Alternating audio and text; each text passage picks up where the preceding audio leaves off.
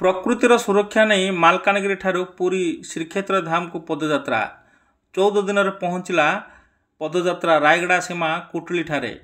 प्रकृतिर सुरक्षा हेले जीवजगतर सुरक्षा हेब।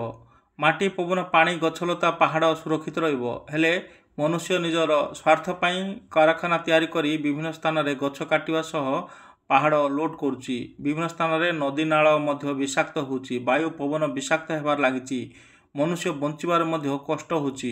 एथिपाई परिवेशविद समाजसेवी युव छात्र बाहरिचंती प्रकृतिर सुरक्षा पाई एक चेतना जागरण यात्रा रे मार्च 1 रु सेमाने बाहरी मालकानगिरी रु बाहरी पुरी श्रीक्षेत्र धाम को पहुँचे। एप्रिल 12 रे सेमाने पुरी रे पहुँचबार लक्ष्य रखा जायछि। तेबे आज शुक्रवार सकाळ 7टा समय रे सेमाने रायगड़ा सीमा कुटुली ठारे पहुँचंती। कुटुली ठारे वर्तमान विश्राम नैचंती।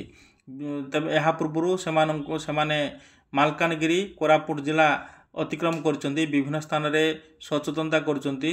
विभिन्न स्थान रे मध्य स्कूल पिला ठू आरंभ करी समाजसेवी ग्राम बासिंदा समस्ते तांको स्वागत करथिवार दृश्य मध्य देखिया मिलची।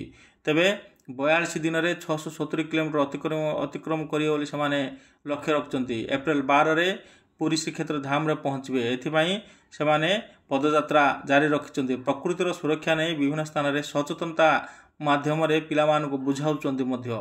तेबे वर्तमान रायगड़ा सीमार कुटुली ठारे पहुँचंती एवं 15 तारिख रे रायगड़ा सहर रे पहुँचबे। 16 रे जेके, 17 तारिख रे मुकुंदपुर, 18 रे रामनागुड़ा, 19 रे पद्मपुर, 20 तारिख रे केन्दुगुड़ा परे 326 नंबर जातीय राजपथ रे पुणी पदयात्रा करी सेमाने गजपति नोलाघाट रे पहुँचे बोली सूचना मिलची।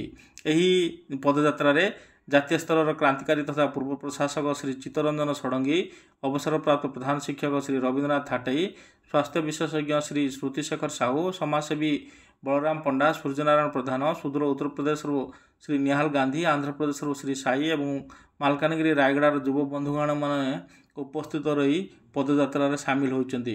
तबे एही पदयात्रा सकाळ समय से माने करचंती। आज शुक्रवार से माने रायगड़ा सीमारे पहुँचंती।